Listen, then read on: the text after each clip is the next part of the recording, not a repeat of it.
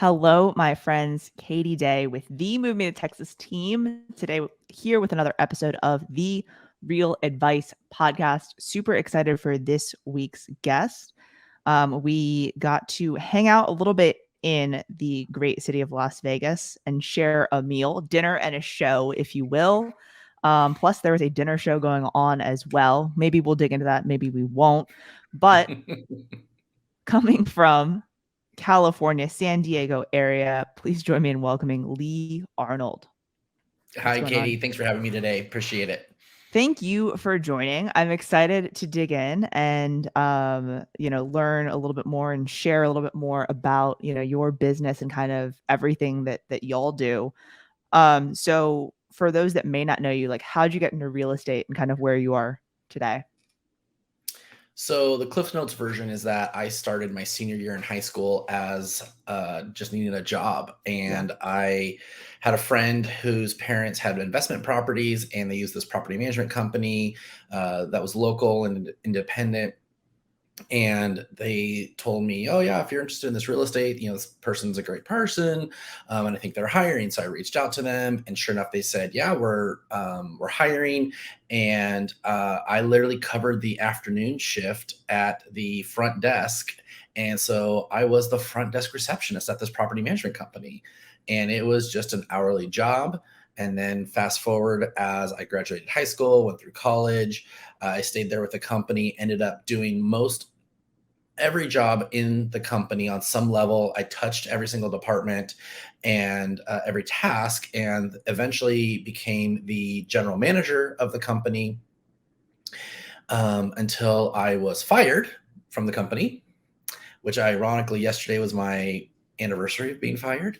Fire, And fire, fireversary, fiery. fireversary, yeah, is that Yeah, how? I don't know I'm what the not right word sure. is. And that was about 10 years ago, and it knocked me on my feet, made me go, what the hell's going on? And once I kind of got my head straight, decided to start my own company. And now 10 years later, I'm the broker owner of Benchmark Properties in San Diego, California.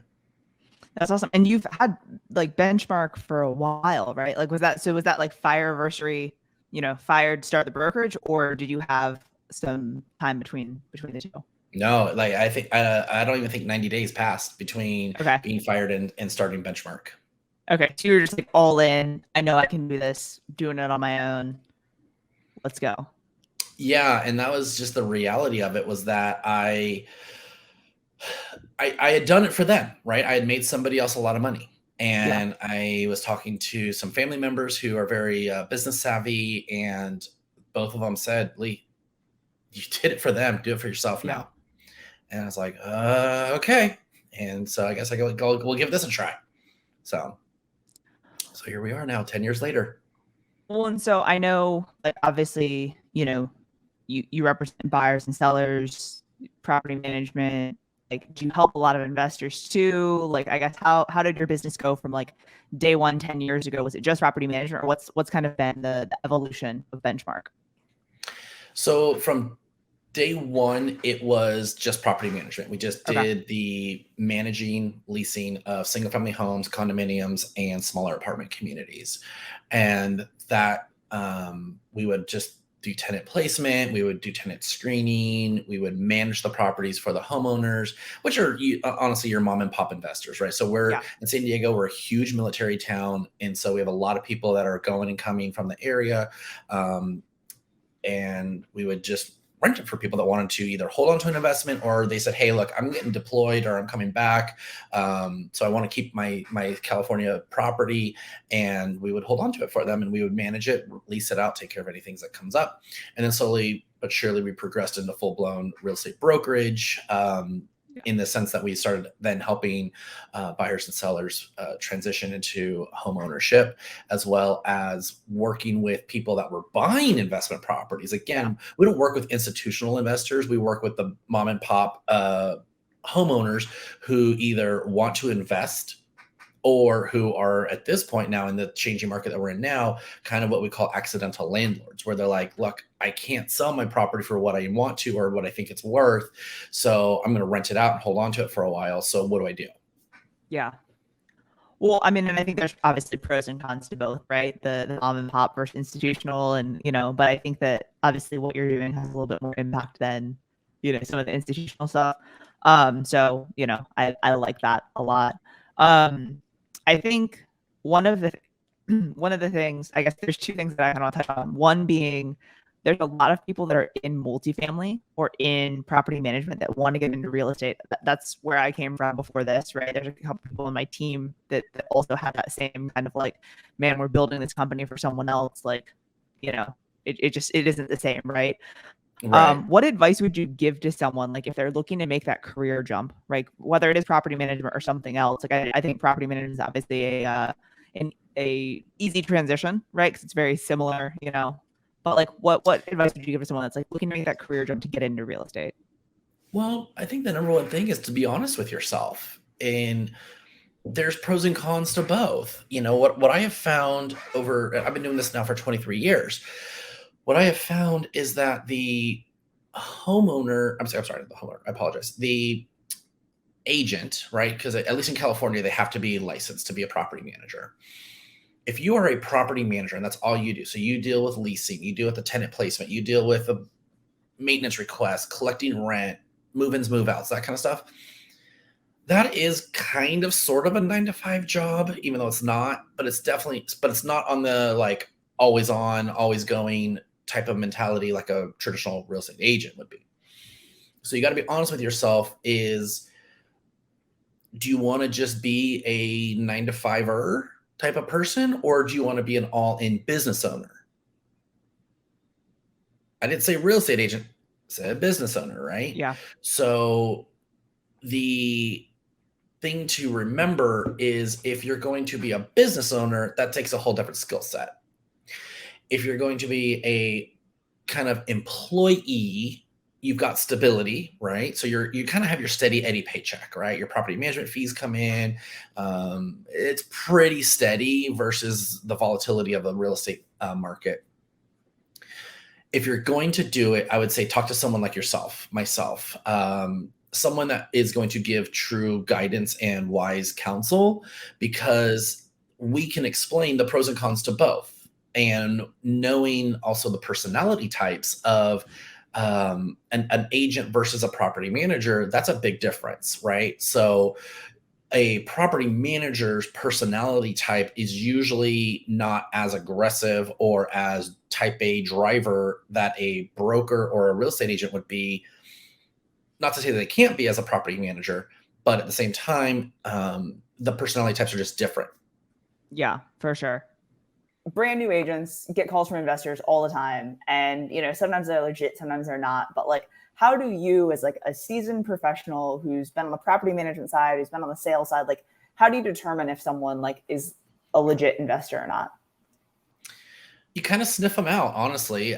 For myself, as a seasoned broker, we can tell by the way they talk, the language they're using, their tone of voice, their body language.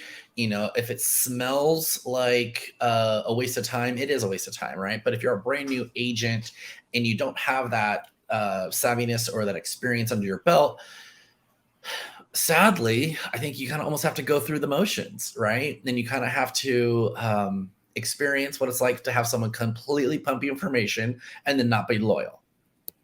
And it sucks, right? They'll pump your time. They'll take you up. They'll ask you to take them to lunch and buy coffee and all those kind of things and whatever, show you around to different rental properties maybe. But at the end of the day, it's like, they're just pumping you for information. They're trying to make themselves feel good. They listen to a podcast, they watched a show, they watched a YouTube thing. And then all of a sudden, they're the next greatest investor and they're going to be, billionaires by the end of the year, it's like, okay.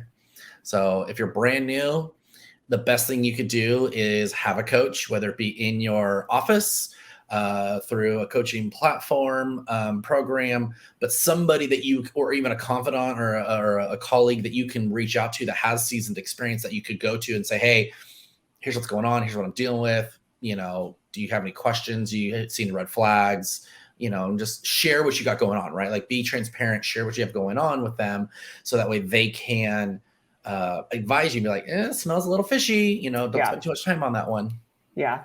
My favorite was always when like I would tell them, hey, I'd be more than happy to run numbers for you. It's, $20 a CMA, and then you like never hear from them again, Yeah. But yeah, Yeah. it's definitely tough because I feel like most investors do have target, budgets that they're looking to spend, ARVs that they're looking for if they're looking to flip, rental numbers of like, hey, if I'm spending this much, then I want this much in rents and stuff like that. Yeah, So when people are like, well, if the numbers work, I'll buy it. I'm like, well, but like if I sent you a $5 million property and the numbers worked, like I don't think you would buy it. So like I know you have a budget there somewhere, right? Yeah, I mean, how many times have we heard that, right? Or my favorite is when someone's saying, "Oh, I could have paid cash for this property," or "I could have done this." It's like, yeah, cool story. You did it. Wonderful. Yeah. So, all right, we went down the investor path. You mentioned something just now that I want to kind of bring up a little bit more, and that's coaching, right? And that's kind of, we met through a coaching program, the Tom Ferry ecosystem. And like, I now say like, I'm never not going to have a coach, right? Yeah. I don't know if you feel the same way. I know you've been in the community for a while. Do you feel the same way, or like, what are your thoughts on coaching? Yeah. So originally, I signed up for coaching, and specifically the Tom Ferry coaching system on my 20th anniversary of being in the business. Okay.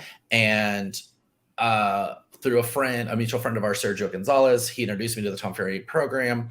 And I went to an event, and I was like, oh my gosh, this guy's amazing. And, I could sit here and talk about his praises and how great of a person and the program is for all this. But the point is that I sat there and I said, holy crap, I've been in here for 20 years.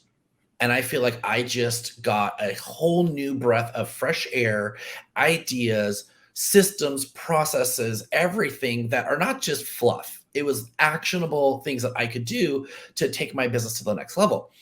And I said, wow, imagine if I got this successful in 20 years. How successful would I be if I actually had a coach who knew more than me? Because I've always said, we don't know what we don't know, right? Yeah. And if I take that and go to the next level, then holy cow, like where could I be at? Well, now I've been in coaching now for 3 years with the Tom Ferry program, and my business has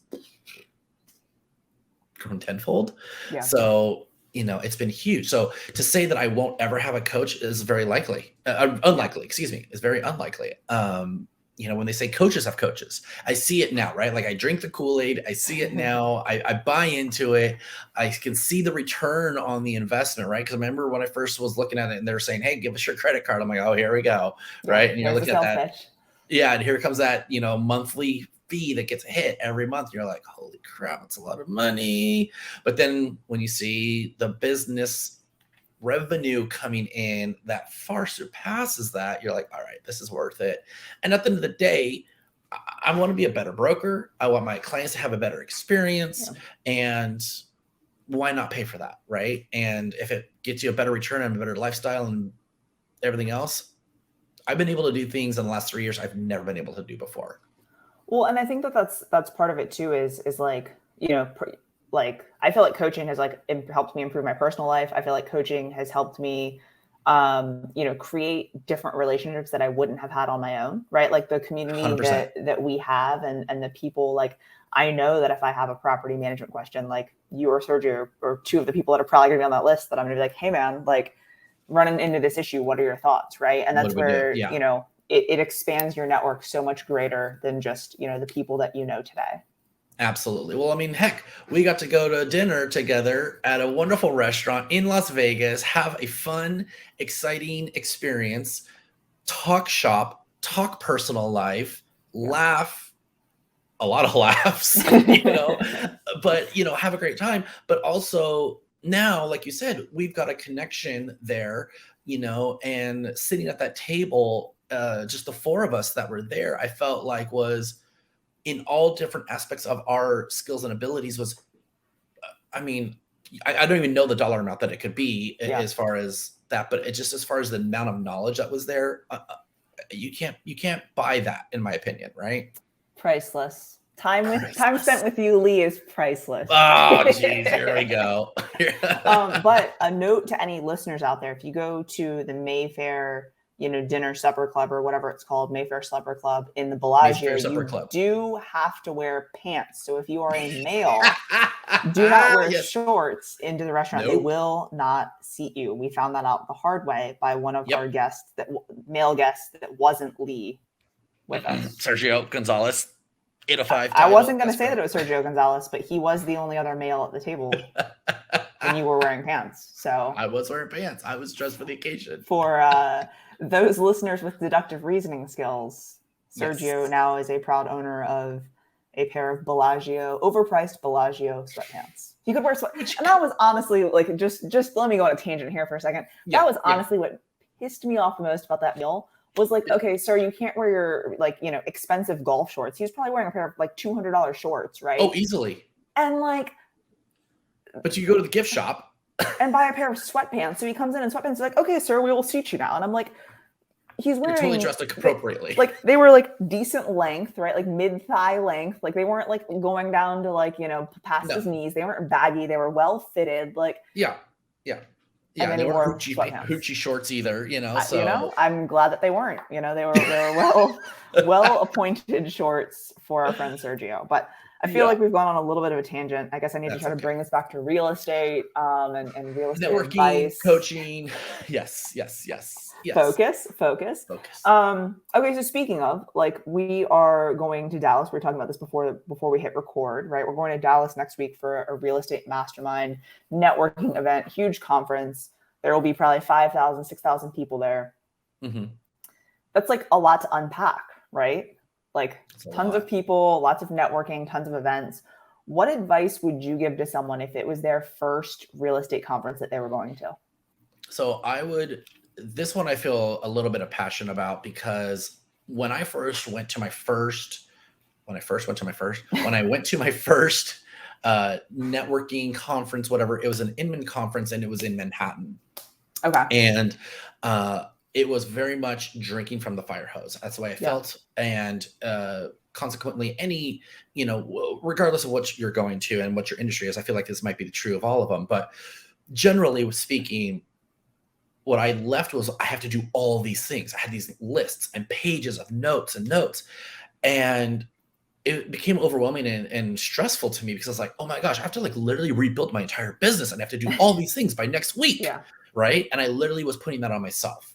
And I forget where I heard it from, but I finally was able to give myself permission to go to this event and get one thing. Yeah. Just get one thing and implement it. That's it. Don't worry about all the other shiny rocks, bells and whistles. Yeah. And so there were things that I left with in the last couple events we've gone to, where if I walk away with one or two things, I am completely content. It was worth my time. Some of them I've kind of put on the back burner, other ideas, and that's okay, right? And I got to them eventually, right? But the one that I was like, I need to do this now. This is my thing. So I would say if you're going, it's your first time at let's say the Tom Ferry Summit event here in Dallas, go with one thing. Yeah. Go looking for one thing. Don't worry about writing all the notes down. Don't get your phone out and people are taking pictures of all the slides, left and right. Guilty. Slides. I know. I did it too. I found, look, for me, and again, everyone's personality type, right? Desk profiles, Myers-Briggs, whatever, Harrison, whatever your personality type is, do you.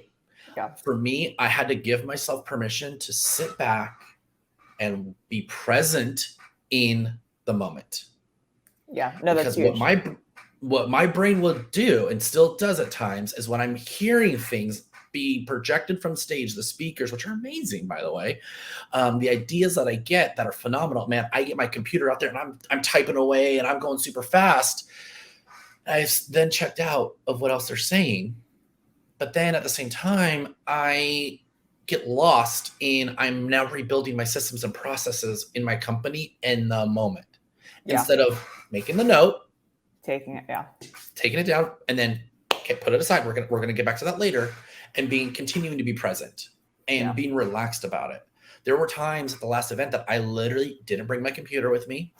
I didn't bring a pad of paper with me, which was very I mean, my skin was crawling because I wanted I to do can all tell these you're not things. comfortable with that. Yeah, I was I need like, this paper. fidgeting, right? But I was able to be there in the moment, and I would make a little note somehow, either on my phone or I text myself or something, and those were the things that I knew. That's what you're going to pay attention to. That's what you need to stick with. Don't focus on anything else. Be present and absorb everything that is being presented to you. No, for sure. And that's like, so we're bringing pretty much our entire team, right, to Summit. And I told them, I was like, you guys are going to be overwhelmed with information, especially for those that hadn't yet been, I was like, so you're going to write down thousands of things. I was like, but what I want you to do for the week is, I was like, you get 3 things that you're going to do in your business or change in your business or implement between now and the end of the year. Right. Yeah. And then I want 3 things that you think the team should do, right, as far as like as a group or a process or a system or whatever. And like, we'll review all of those after Summit, but like, that's all that I want from you. Right. Yeah. And then like, what's your commitment and what's your recommitment to your goals? What's your recommitment to, like your power hours and 5-5-4-2s and all that. And like, those are the things that I want you to focus on, not like revamping your entire business or, us revamping ours, but like, what are the things that we can do to move that needle and keep the momentum going through the end of the year? So, I always feel like there's like 1 or 2 things that I'm like, this is the thing, right? Yeah. This is the key. This is why I'm here. This is who I met. This is what I heard that like will be the game changer. So I completely agree with you on that. And the other thing too, just quick add on is, don't stress too much. This is something else that I learned just by trial and error with myself. Don't stress on trying to be at everything. There's so many things. Oh my gosh, whether it's a dinner, a cocktail hour, a lunch, a party, a networking, whatever. It's all good stuff, right? It's all good stuff. But I'd say, like, for example, if I need to get better knowledge, or my focus going into the event is, let's say, an ISA program, I need to search out and find the people that I know are killer at that and focus on meeting up with them, right? Yeah. Instead of being like, okay, well, I got to go meet this person and this person. I got to go to this event, this party, this thing. Hey, there's FOMO. We all have it, right? We all got it. But at the end of the day, if you can't make it to everything, that's okay. And by God, it's a marathon, not a sprint. Go to bed, right? Says the man that went to 2 dinners the night we had dinner together. Don't be jealous, okay? Just because the Houston Association of Realtors didn't have an event at Inman doesn't mean you have to hate on California, okay? Oh, it was like a CAR event? Oh, okay. Never mind. Not jealous. Okay. All good. I just had dinner with the vice president and president of California Association of Realtors, but whatever. Okay. Still, and by the way, it was not us that changed the dinner time. Our dear friend, I'm fully aware. My stars is the one that changed it. The dinner time required a nap and caffeine for me to actually make it to said dinner. So she said 9 p.m. I was like, you are aware that's 11 p.m. Texas time, right? Like that's and midnight her time. That's where I couldn't complain too much because, it was late for all of us. So all good there. Make sure you go to bed. Don't worry about getting up at, 5 o'clock in the morning and running around the entire, city of Dallas. Just go enjoy yourself. Stay hydrated. Oh my God, stay hydrated. Yeah, which, by the way, you're going to have to tell me offline how I'm supposed to dress for this. Thunderstorms, humidity, heat. Wear your normal clothes and then bring like an extra, thing. Dress in layers. Normal clothes. I'm in San Diego. We wear flip-flops and shorts everywhere. Okay, I put on a collared shirt for you. I appreciate you. You should probably wear pants. I would say wear pants. Shorts would be a bad idea. I know, I'm sorry. The bottoms of your legs will be upset. But I'll give you a fashion debrief after this. Thank you. I want to go in board shorts and a tank top. That's all I want to do. I mean, you can. You'll just freeze your ass off and have to buy like a Tom Ferry kick-ass. It's just a blanket and a sweatshirt. Yeah. It's more the outfit I'm worried about. No, I got you. Okay. What would be a book or 2 or a few books that you would be like, if you're a real estate agent, you've got to read this? Ooh, okay. So I'm actually, truth be told, not a big reader. But I did read, it's by Patrick Lencioni. On teams? I think so. 5 Dysfunctions of a Team? Yes. That's a good one. That's a really good one. Love that one. And mainly because whether you are a single agent or a team, I feel like the principles that were in there were so just about customer service, their team, your employees, right? Because even if you are let's say a standalone agent at a brokerage, right? You're just a 1099 employee and you just sell real estate. You do have a team, whether you want to admit it or not. It's going to be your office manager. It's going to be your broker. It's, there's the support around you that you have. So the front desk person, whatever, right? Your spouse, even at times your kids. Yeah. So being all together in a cohesive work environment is, I think, crucial. And I think that that's definitely something that I would really recommend. And also, ironically enough, it's a little biblical, but it's called Sticky Teams. And it's by a pastor out here in California. Ironically, he's our pastor, Larry Osborne. But he wrote the book called Sticky Teams. And it's all about how, as a church organization running a huge, I hate to say it, but a business, an organization that has employees, and how do you retain employees and how do you have employees that are satisfied and happy? And because we all know the basics that if you have a happy employee, you're gonna have happy customers because they're gonna want to pass that. When you show up to Starbucks, McDonald's, oh my God, Chick-fil-A, how about that? Perfect example, right? Everyone's in a good mood. It's like, how the hell are you guys all in a good mood? Like, really? I'd like to know, and that passes on to the client experience. Yeah. So I would say those would be and honestly, anything on, I don't want to say leadership, but taking care of the employees, taking care of your team, your staff. Tom's got some great stuff out too, for sure. Yeah, no, I think that the 5 Dysfunctions of a Team, if you don't have a team, is still a good read because, just as you said, it's like the interpersonal skills. And I think even just in personal relationships, you can see where things may break down, right? Or where communication may be, not where you want it to be or things like that. So when I read it, there are definitely things in my leadership style that I was like, okay, hey, maybe I should adjust this way. Or, even personal stuff. It's like, oh, hey, maybe I shouldn't address this or face this way. I should do it that way. So I like that. And then Sticky Teams, I'll definitely have to look up. I enjoy reading. I also enjoy listening to audibles because then I don't have to read. It's on Audible, by the way. Yep. Is that okay? Mm-hmm. Yep, that's how I listen to it. Read it. Yeah, I've got a ton of credit, so I both read and listen to Audible. So I will one or the other get it. Perfect. If you were not a realtor, what do you think you'd be doing with your life? Oh, I'd be working at the Amazon or the Walmart distribution center. I freaking love logistics. I'm such a nerd.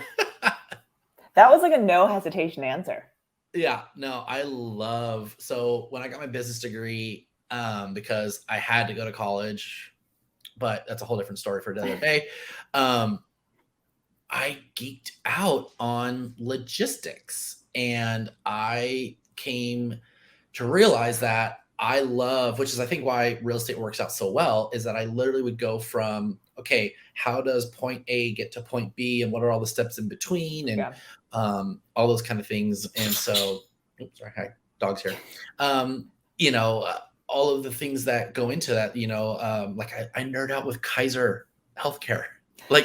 How does a company get this huge and have everything under one roof, and they're just kicking ass and taking names, right? So, and that's why I love programs like Trello, ClickUp, Monday, Asana, all those kind of things, because everything has a start and a finish. What's your DISC profile? It's funny. I have no idea. I've never taken the DISC profile program. Interesting. Despite the fact, I know, right? You're so disappointed in me right now. But ironically, I have 2 positions available right now, and I'm making people do the DISC profile, and I'm reading it. So teachable moment here, though. If you're hiring people, you should know your DISC because then you can see how yours compares to theirs. And like, so like I'm CD, so I'm a driver and I'm analytical, right? Yeah. So like I need people that are drivers but less than me, right? Or I need people that are this but this, right? So, you know, just my 2 cents. Oh no, 100%. And you're not wrong. So when I'm reviewing all of them, I do look at that and I say, okay, where do I fall on that? You know, in comparison to them. Where do I think I fall on this? Yeah. But what I have done though, truthfully, in the past is I've done the Harrison assessment, which is, I don't know if you're familiar with it. It's way more brainiac and steroids version of DISC, and then also Myers-Briggs. So on Myers-Briggs, I'm an ENTP. So I've done that. So I do know myself. I never ran myself through the DISC program. No, I just think that's funny. You're like, I don't know. Haven't done it. Don't know.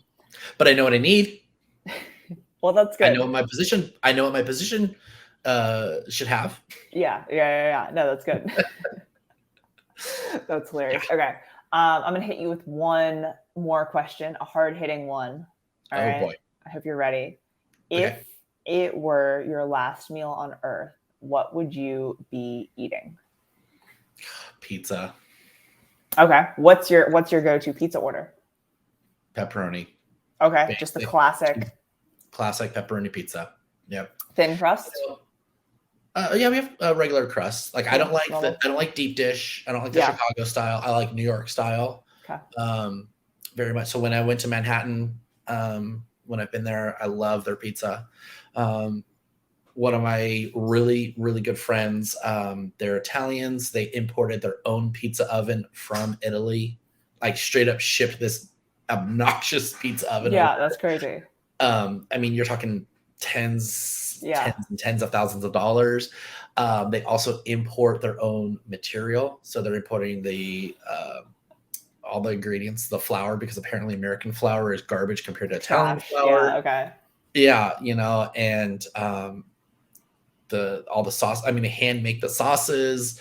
They're hand cutting all of the toppings. Yeah. And you know how when you have a store-bought tomato, you have a homegrown tomato, and you can like literally taste the significant difference between the two. Yeah.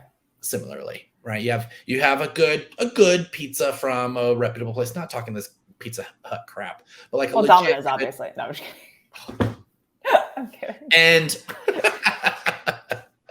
no, but right, like you have the like quality, the wood-fired pizza down the street, you know. Yeah, like it's good, like no complaints. But then you have like true, genuine Italian pizza, like that stuff's amazing. I feel like your friends would have like pizza night, right? And like people get invited over, and like you bring like a bag of pepperoni, and they were like, "Oh, we're never inviting Katie back. Like she brought bagged pepperoni." That's what I feel like would be like my contribution to the meal or to the. Oh no! I shamelessly tell them that I'm just there to eat.